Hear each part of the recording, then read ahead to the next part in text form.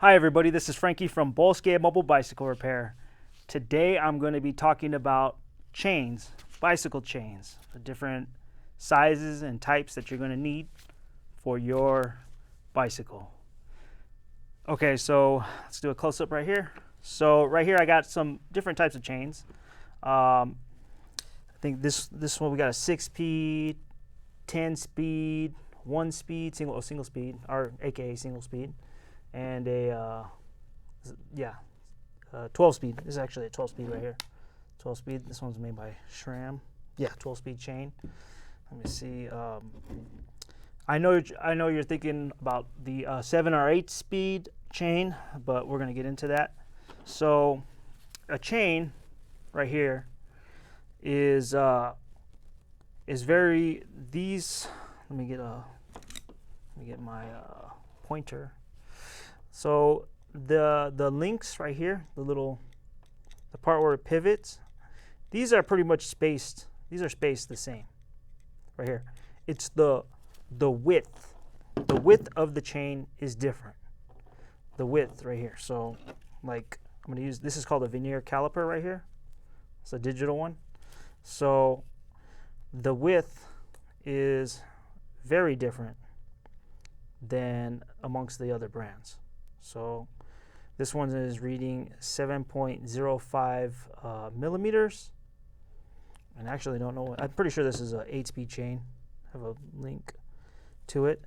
But the widths are different. That's the main difference amongst chains, is the width. Because the more gears, the more thinner it has to be.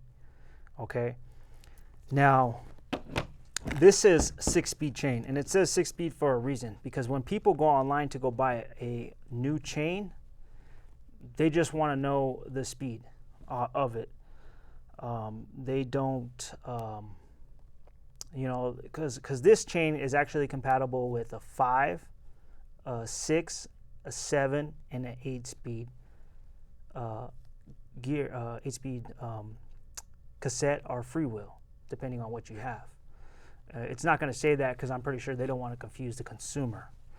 Okay, chains are made with stainless steel, or like a steel corrosion. Most of them are pretty corrosion resistant, but it's always good to lubricate them because the outer material wears out over time. Let me go get I think I have a cassette right here. Yeah, I do have a cassette. There we go. Okay, good thing I got this.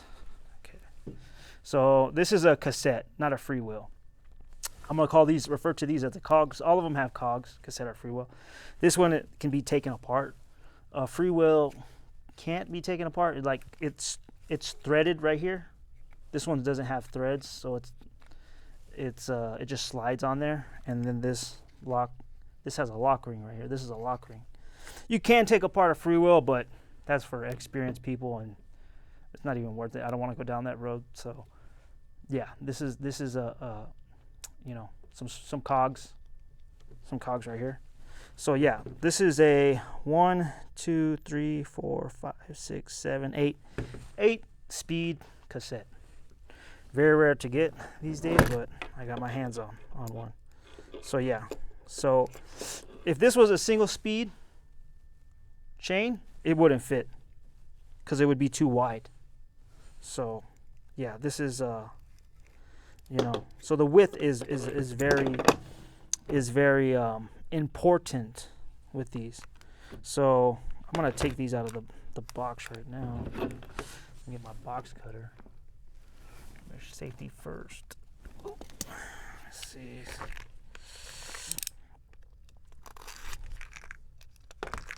Yeah, always cut away from you. I'm about to cut my hand. Wasn't a very good example. Okay, so I know for a fact this is probably an 8-speed. So this is a 10-speed. So be careful because there's quick links in here, and we'll talk a little bit about that. So this one was, I believe it was like 7 point something in let me see. Let me zero this out real quick so it's extremely accurate. So what I'm going to measure is between the outer links. So yeah, what do we got? Like 7.63. It's a little. I think I measured this part, this little inner, the skinnier part right there. So I'm gonna measure that. So this is at 7.65. Okay, and this is, now we're gonna measure the 10-speed chain. This is all in millimeters, not imperial. When you're dealing with chains, it's all, pretty much everything's in metric, not imperial. So I'm gonna measure the outer chain, the outer links right here. And we got a reading of 6.3 millimeters. 6.31, it's 6.3. I'm twitching around, moving it around a little bit. So yeah, so we got a reading of I'd say 6 millimeters. So that's a difference of a millimeter. Now, when you're dealing with mechanics, you know, mechanical things, mechanical engineering, a millimeter is pretty detrimental, you know, especially if you're a machinist. I'm not a machinist, but I do metal fabrication, but you know, that's a big difference amongst different size chains. And so yeah, so this is a 6-speed chain right here. So I'm pretty sure I'm gonna open it, and this is a single speed. Now a single speed, a 1-speed, like for your beach cruisers or your fixed gears, this is your go-to chain right here. Yeah, they're pretty robust. These things don't break. If it breaks, it's break because you didn't put the quick link on correctly, or the little one with the spring clip on it. These are extremely durable. They're not. You can't put a single speed chain on a cassette or freewheel with multiple gears. You can't. Okay. If you want gears, you can use a internal shifting hub. You know, but these are really durable. This is a really cheap one. It's not stainless steel, I think. So gotta lubricate it. It's gonna corrode a little bit. You know, it's got a little spring clip in there. But yeah, that's but yeah, single speeds. You guys are less drama, less you have to deal with, less maintenance. Just don't have to worry about shifting issues. So, but you guys got to use more of your legs. But yeah, so this says it's a 6-speed chain. So I could put this on a 5, 7, and 8-speed cassette. You know what I mean? This is an 8. This has 8 on it. 8 cogs. I can use this. So if you want to know what size chain you need, count how many cogs you have on your rear wheel. That's how you know what size chain you need. So just count them. So this one's like 1, 2, 3, 4, 5, 6, 7, 8. You need an 8-speed chain. This is an 8-speed chain, but you can also use a 6-speed chain. They just labeled it that way. That way people don't get confused. You know, not everybody's gonna know this. So that's what I have to say about chains. Maybe I'll go over the quick link a little bit. Quick links. They call this a missing link as well. KMC is a very popular brand. They make the best chains, you know, but other brands make decent chains. I'm not gonna say anything too much about that, but so with the quick link, oh, it's not a good one. You kind of put this. Actually, let me get my chain breaker out, because see this one, this end right here doesn't have the same type of end right here. You see that? It has the little barrel in between it. So I got to make it look similar. I'm gonna grab my chain breaker real quick and my missing link tool. Let me see, where's my chain? Let's see.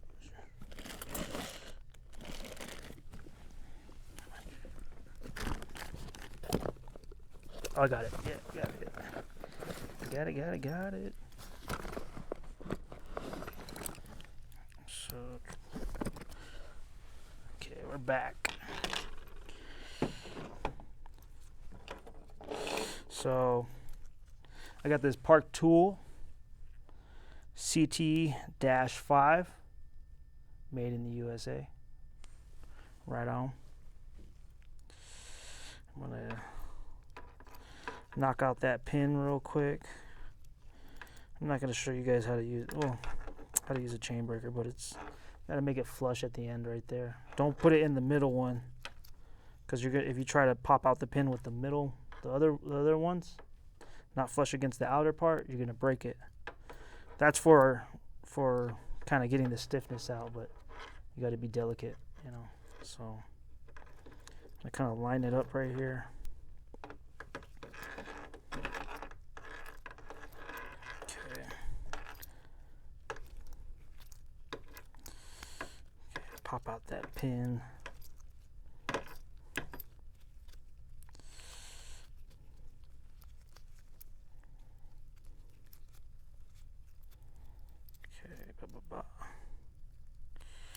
Uh-oh, I just did the thing that I didn't want to do. Anyways, sorry folks, we're in a rush. Let me see. Hold on one moment. I think the barrel fell out. Wasn't paying attention. Trying to teach you guys how to use a chain breaker tool. Let me see. Okay.